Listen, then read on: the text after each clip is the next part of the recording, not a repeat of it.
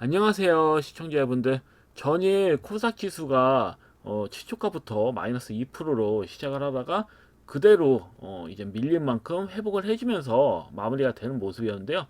이건 뻔합니다. 너무 오버를 쳤어요. 시초가 자체가 떨어질 자리도 아닌데 바로 밀어버렸기 때문에 회복을 해준 거거든요. 솔직히 좀 오버를 쳤다 좀 보긴 했는데, 트럼프가 아무리 관세를 강하게 먹이더라도 이 정도까지 미는 건 좀 아니었어요. 이미 국내 증시는 급락이 많이 나온 상태고, 역으로 차트 베이스로 보신다 하더라도 역 N자형인데 거의 저점이 잡힌 거나 마찬가지거든요. 이런 형태는. 그래서 제가 이 말씀을 드렸죠. 이런 형태에서 쌍바닥 형태로 간다든지 아니면 밀집되는 형태로 간다든지. 근데 모양상 너무 빨리 이제 저점 찍고 쌍바닥이 이렇게 잡히는 건데, 이건 모양이 좀 안 잡힙니다. 잡히는 게 좀 모양이 이상해요. 그래서 제가 봤을 때는 금일 나스닥 지수가 또 급락이 나와버렸잖아요. 흐름상. 그리고 나스닥 지수 같은 경우에 해석을 해보자면 지금 긴밀꼬리가 나오지만 오버치긴 한 거예요. 이것도 많이 뺀 거란 말이야. 근데 주봉으로 보면 좀 걱정이에요. 주봉으로 또 해석을 한다면 윗골이 닿고 또 무너지는 형태로 나오거든요. 그리고 현재 61선이 확실하게 깨지는 모습이에요. 주봉상. 주봉상 61선이 이탈이 돼 버리면요, 일단은 확실하게 61선 이탈이 된 거거든요. 그러면 보통 101선, 91일선에서 101선 부분까지도 민단 말이에요. 항상 이렇게 무너지면. 물론 무너진 다음에 단기 반등은 뭐 2주에서 3주 정도 나오기 때문에 4월 달은 괜찮을 거예요. 아마 반등까지 계산한다면. 그러면 문제가 되는 게 있어요. 4월 달은 한 뭐 2, 3주 정도 반등이 나온다면 괜찮다. 4월은 일단 스윙 관점으로는 괜찮다. 매매하기. 그렇지만 그 이후에서 이렇게 반등이 나온다면 어떻다? 쭉 민단 말이에요. 한 2, 3개월 정도 쭉 밀어버리는 특성이 있다. 반등이 나온 다음에. 그러면 어떻게 될까요? 5월, 6월, 7월 달 정도는 각오를 해야 된다는 얘기야. 이건 미리 말씀드리는 거예요. 5월부터 또 증시가 안 좋을 수 있단 말이에요. 또 환경상 매매하기가 해외 증시상으로 봤을 때는. 근데 또 이제 국내 증시로 한번 들어가 보자고요. 국내 증시 같은 경우에는 거진 다 뺀 걸로 보여지지만 금일 이제 나스닥 지수가 저렇게 급락이 나오면 금일 역시 추가 하락이 나오는 건 불가피하다. 그래서 개파락으로 아마 또 칠 걸로 봐요. 이 양봉 저가선 밑으로 시작해가지고 음봉 모양 달 수도 있습니다. 그러면서 어떻다? 밑골이라는 달리는 음봉 모양으로 만든다든지, 아니면 긴 밑골이 형태로 뭐 양봉 흐름이 된다든지, 아니면 뭐 음봉 모양으로 갖추어진 다음에 다음 주에 뭐 회복하는 흐름이 나온다든지, 뭐 그렇게 나오겠죠. 왜냐면 사실 추가적으로 더 민다고 하면 이 역N자형의 이제 그대로 A만큼 이제 B가 빠진다라는 이론을 한참 벗어나는 거거든요. 이 부분보다 한 예를 들어 가지고 뭐 100%라고 한다면 150% 빠지는 겁니다. 예를 들어서 50% 정도 더 빼는 거예요. 그렇기 때문에 추가적으로 빠진다 한다면 무조건 매수 자리다, 맥점이다. 단기든 중장기적이든 맥점이라고 보시면 되는 거예요. 그래서 이 그 국내 증시 같은 경우는 추가적으로 강하게 빠지면 적극적으로 매수하는 구간이 나오기 때문에, 그리고 그 회복이 안 된 종목들도 마찬가지야. 회복이 안 되어 있는 종목들 있잖아요. 그런 종목들을 매매하시면 됩니다. 그럼 무조건 수익이에요. 무조건 수익이 나올 수밖에 없는 장세예요. 일단은 금일은 공포스럽겠지만 왜냐면 이젠 선고일하고 윤 대통령 선고일하고 또 겹치기 때문에 변동성이 굉장히 심할 거고, 이렇게 이제는 하방으로 이렇게 끝나면 뻔하죠. 정치 테마주, 정책 테마주들이 수급이 들어오는 겁니다. 그 외의 종목들은 좀 조정이 강하게 나오겠죠. 금일 같은 경우도 보시면 웹스나 막 아제트 WB 좀 후속주들, 이재명 관련주들 중에서 후속주들이 수급이 강하게 들어오는 측면이 있어요. 상지건설도 이재명 관련주, 평화홀딩스는 김문수 관련주죠. 그리고 또 유라클 같은 경우는 또 세종시 관련주도 이렇게 수급이 들어오는 모습이고요. 재밌어요. 웹캡시 같은 경우는 화폐에 이제 관련주죠. 코나이와 이제 더불어서 이제 코나이가 많이 갔기 때문에 후속주로 수급이 들어오는 측면이 있고 유일로보틱스는 뭐 노봇 관련주도 종종 이렇게 좀 낙폭이 심하기 때문에 대장주격인 종목들이 이렇게 좀 몇몇 종목들이 수급이 들어가고 근데 대체로 정치 테마주 쪽이 수급이 강했단 말이죠. IMBC도 그렇고 뭐 원티드랩 같은 경우는 일자리 관련주고요. 부방은 김동현 관련주가 또 이렇게 수급이 들어오는 모습이다. 그럼 유라테크 같은 경우는 개헌 관련주라고 보시면 됩니다. 개헌 관련주가 그나마 안전빵이긴 하죠. 윤 대통령하고 이재명 그 대표하고 좀 공통적인 측면이 있기 때문에 유라테크나 프롬파스트 같은 경우는 사실 내일 뭐 윤 대통령이 탄핵이 되든 안 되든 영향이 정책주가 이제 중복되는 거기 때문에 덜 받을 가능성이 매우 커요.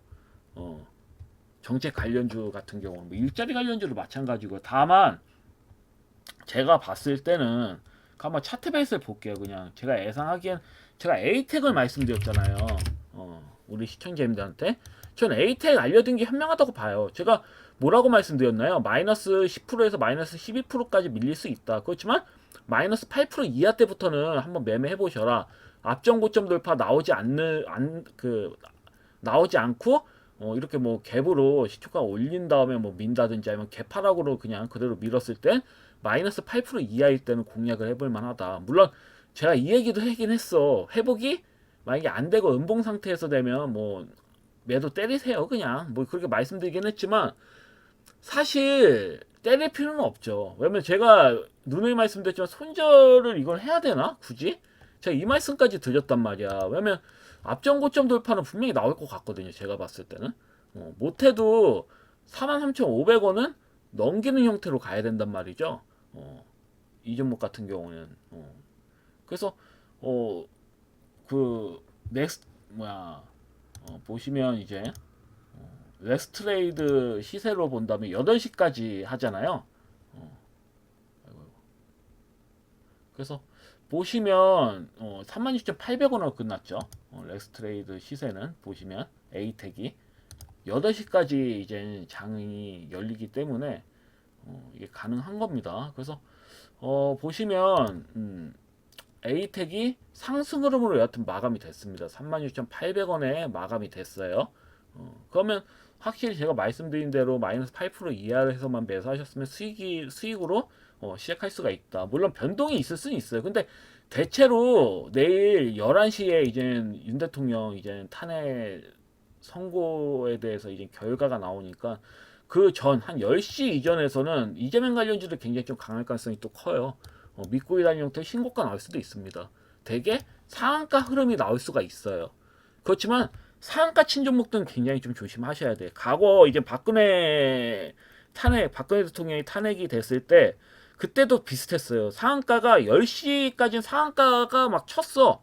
정치 테마주들이. 그러다가 11시 되더니 갑자기 10시 한 50분 됐나? 상한가 쳤던 게 갑자기 마이너스 20% 됐습니다. 갑자기 상한가 쳤다가 쭉쭉 좀 밀더니 마이너스 20% 됐다가 다시 또 김밀고이 달고 또 상한가 친 적이 있거든요.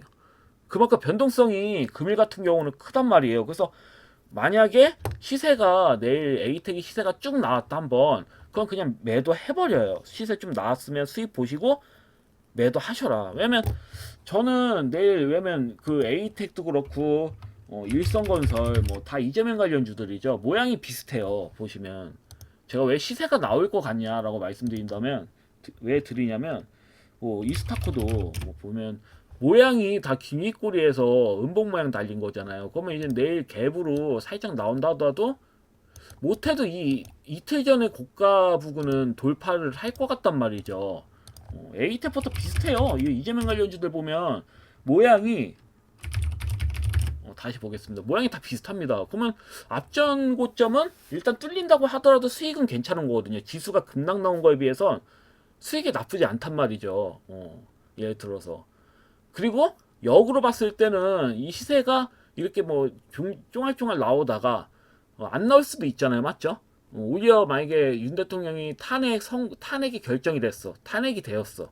그때 이제는 급등이 나오면서 이제 앞전 고점 돌파가 나올 수 있지만 뭐 탄핵될 확률이 압도적으로 크다고는 하는데 그래도 결과는 알 수가 없는 거잖아요. 우리가 그렇기 때문에 제가 이제 말씀드릴 수 있는 건 10시까지, 11시까지 보지 마. 10시까지 반응이 별로 없어. 이재명 관련주가. 그러면 그냥 버리세요. 어차피 이재명 관련주는 거진 고점이거든. 어차피 앞전 고점 돌파 넘기면 끝나는 거예요. 그렇기 때문에 만약에 10시 전까지 변함이 없어요. 그냥 밑에 이제는 양전환 돼가지고 살짝 위아래로 살짝 하면서 간만 보는 형태로 끝난다. 시세가 안 나오고 간만 보는 형태로 움직인다. 그러면 그냥 매도하십시오. 볼 필요도 없어요. 그럼 매도하셔요. 왜냐면 그 이전에 한번 하방으로 세게 밀 수가 있습니다. 그렇기 때문에 말씀드리는 거예요. 그렇기 때문에 정치 테마주들은 뭐 10시 이전까지는 뭐 보시되 그 이후로는 보지 마. 안 보시는 게 맞아.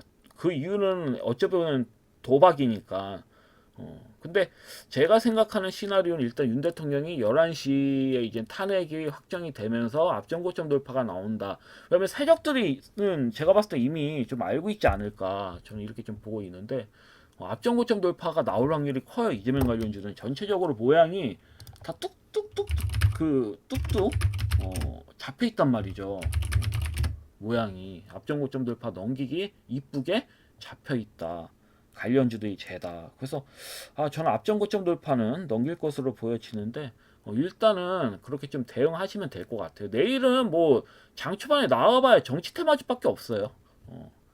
나스닥도 완전히 뭐 5% 하방 흐름이 나오고 또 주봉상 61선이 무너졌기 때문에 지속적인 우향이고 좀 조심해야 되는 부분이고 4월달은 괜찮아. 바로 말씀드렸지만 4월달은 또 나스닥도 또 안정적인 흐름이 나올 테지만 반등일 뿐이야. 어차피 5월, 6월, 7월은 좋지 않다고 봐야 돼요. 증시가. 이렇게 이해하시면 될 것 같아. 그리고 금일 금강공업 제가 말씀드렸잖아요. 금강공업하고 아시아종료를 어제 말씀드렸어. 그래서 이게 차트가 말이 안 된다. 금강공업도 그렇고 뭐 아시아종료도 그렇고. 근데 웃긴 거는 금강공업은 시세가 강하게 나왔습니다. 금일. 정치 테마주 위주로 나왔음에도 불구하고 얘는 그래도 시세가 확실하게 거래량이 확실히 살아있기 때문에 이렇게 나왔다. 근데 아시아 종류도 전 나올 것 같아요. 이거 좀 무리하게 미는 측면이 있어서 첫 번째 시초가까지 거의 들어왔기 때문에 또 민다 하더라도 21선이잖아요. 바로 내일 나스닥 지수가 밀리면서 시초가격으로가 완전히 뭐 갭으로 밀어버린다면 이 종목은 오히려 매수 기회가 될 수 있어요.